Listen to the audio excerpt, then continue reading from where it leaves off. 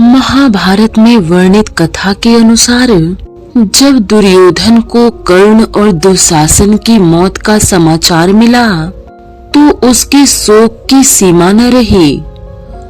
उसका शोक देखकर कृपाचार्य ने उसे सांत्वना देते हुए कहा, राजन, राज्य के लोभ में यह युद्ध लड़ा जा रहा है।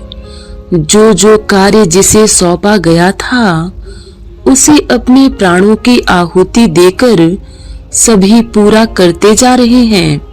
अब तुम्हारा कर्तव्य है कि तुम पांडवों से संधि कर लो, युद्ध अब बंद कर दो, यही उचित है। हताश दुर्योधन को कृपाचार्य की सलाह जरा भी पसंद नहीं आई। उसने मद्रराज शल्य को सेनापति बनाया और 16वें दिन का युद्ध प्रारंभ हुआ। पांडवों की सेना का संचालन स्वयं युधिष्ठिर ने ले लिया। दोनों ओर से घोर संग्राम छिड़ गया। युधिष्ठिर के शक्ति बाणों ने शल्य को मार डाला। सेनापति शल्य के मारे जाते ही कौरव सेना हतोत्साहित हो उठी। फिर भी वह युद्ध करती रही। तभी सहदेव ने गांधार नरेश मामा शकुनी को घेरा और तलवार जैसी पैनी धार वाला बाण उस पर चलाते हुए बोला, दुष्ट शकुनी, ले चख अपने करने का फल। बाण सीधा शकुनी के सर को काटकर धरती पर जा पड़ा। यह सिर कौरवों के लिए पापों की जड़ के समान था। इस प्रकार एक एक करके सारे कौरव वीर कुरुक्षेत्र के युद्ध में सदा के लिए सो गए। अब अकेला दुर्योधन, अश्वत्थामा और कृपाचार्य ही बचे थे। दुर्योधन की दशा बड़ी ही दयनीय हो गई थी। उसके पास न रथ था न सेना थी।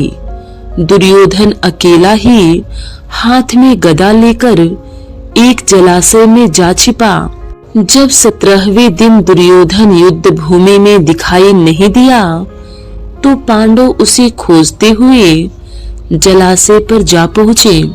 भगवान श्री कृष्ण भी पांडवों के साथ थे। युधिष्ठिर ने दुर्योधन को ललकारा, दुर्योधन, अपने कुटुंब और वंश का नाश कराने के उपरांत अब भयभीत होकर यहाँ छुपे हो? तुम क्षत्रिय हो, बाहर निकलो और युद्ध करो।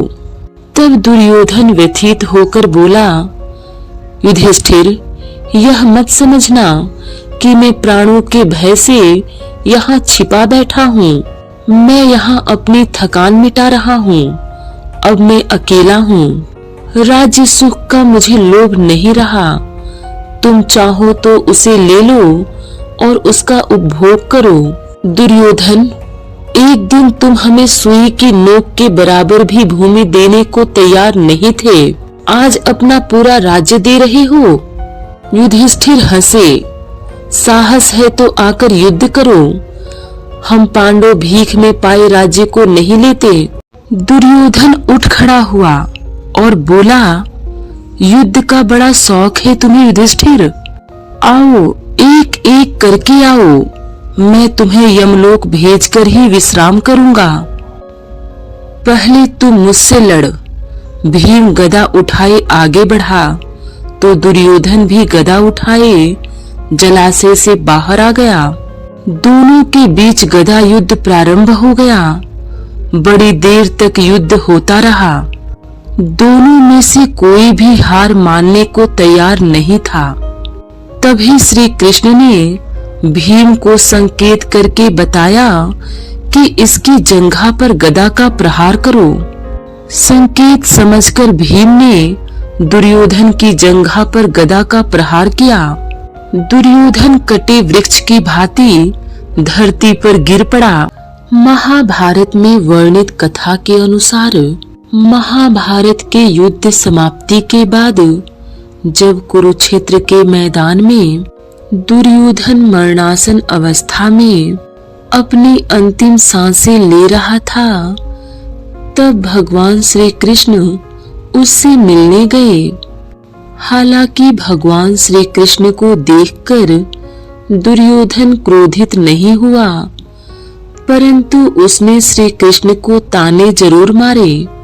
भगवान श्री कृष्ण ने दुर्योधन से उस समय कुछ नहीं कहा, परंतु जब वह शांत हुआ तब भगवान श्री कृष्ण ने दुर्योधन को उसके युद्ध में की गई उन गलतियों के बारे में बताया जो वह नहीं करता तो आज महाभारत का युद्ध वह जीत चुका होता।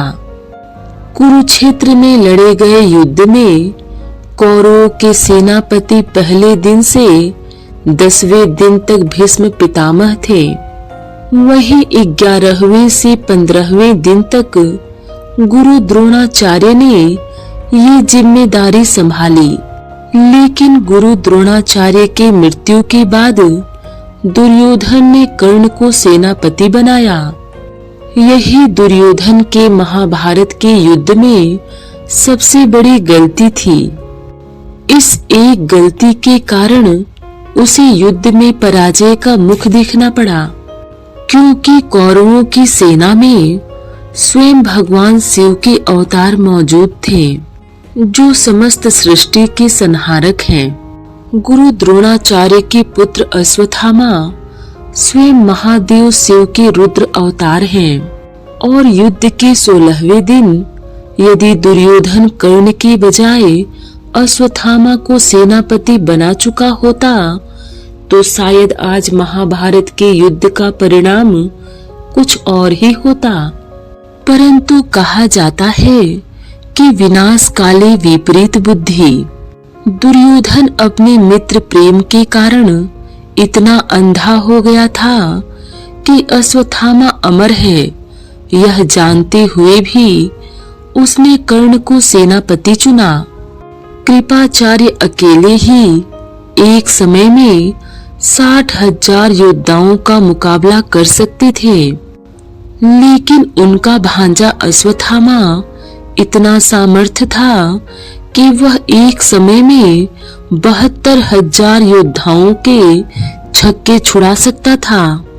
अश्वत्थामा ने युद्ध कौशल की शिक्षा केवल अपने पिता से ही ग्रहण नहीं की थी, बल्कि उन्हें युद्ध कौशल की शिक्षा परशुराम, दुर्वासा, व्यास, भीष्म, कृपाचार्य आदि जैसे महापुरुषों ने भी दी थी। ऐसे में दुर्योधन ने अश्वत्थामा की जगह कर्ण को सेनापति का पद देकर महाभारत के युद्ध में सबसे बड़ी भूल की थी। कहा जाता है कि भगवान श्री कृष्ण के समान ही अश्वत्थामा भी 64 कलाओं में 18 विद्याओं में पारंगत था। महाभारत में वर्णित कथा के अनुसार परीक्षित के जन्म की कथा महाभारत के युद्ध के समय की है, जब द्रौपदी को इस बात की जानकारी मिली कि अश्वत्थामा ने उसके 5 पुत्रों की हत्या कर दी है, तो उसने अनशन करने की ठान ली। द्रौपदी ने प्रण लिया कि वह अपना अनशन तभी तोड़ेगी जब तक कि अश्वत्थामा के सिर पर लगी मणि उसे नहीं मिल जाती। जब अर्जुन को इसकी जानकारी मिली तो वे अश्वत्थामा से युद्ध करने के लिए निकल गए। दोनों के बीच भयंकर युद्ध शुरू हो गया। अर्जुन को मौत के घाट उतारने के लिए अश्वत्थामा ने अपना ब्रह्मास्त्र निकाला। यह देख अर्जुन ने भी अपना बचाव करने के लिए ब्रह्मास्त्र का प्रयोग किया। तभी वहां नारद जी और महर्षि वेदव्यास पहुंचे और उन्होंने ब्रह्मास्त्र का इस्तेमाल करने से उन्हें मना किया। इसके बाद अर्जुन ने अपना ब्रह्मास्त्र वापस कर लिया, लेकिन अश्वत्थामा ने ऐसा नहीं किया। दरअसल अश्वत्थामा 5 पांडवों के कुल को नष्ट करना चाहता था, इसलिए उसने अपने ब्रह्मास्त्र की दिशा बदलकर अभिमन्यु की पत्नी, जो कि उस वक्त गर्भवती थी, उसकी ओर कर दिया। यह देखकर भगवान श्री कृष्ण ने कहा, अभिमन्यु की पत्नी उत्तरा को परीक्षित नामक बेटे के जन्म का वरदान मिला है, इसलिए वह जरूर जन्म लेगा। अगर वह मरा हुआ भी पैदा हुआ तो मैं खुद उसे जीवन दान दूंगा और वह बड़ा होकर एक महान सम्राट बनेगा, जबकि तुम 3000 वर्षों तक अपने इस पाप को ढोते रहोगे। साथ ही हमेशा तुम्हारे खून से बदबू आती रहेगी और वह ऐसे ही बहता रहेगा। यही नहीं, तुम हर प्रकार के बीमारियों से घिरे रहोगे। इसके बाद अर्जुन ने अश्वत्थामा को रस्सी से बांधा और द्रौपदी के पास ले आया।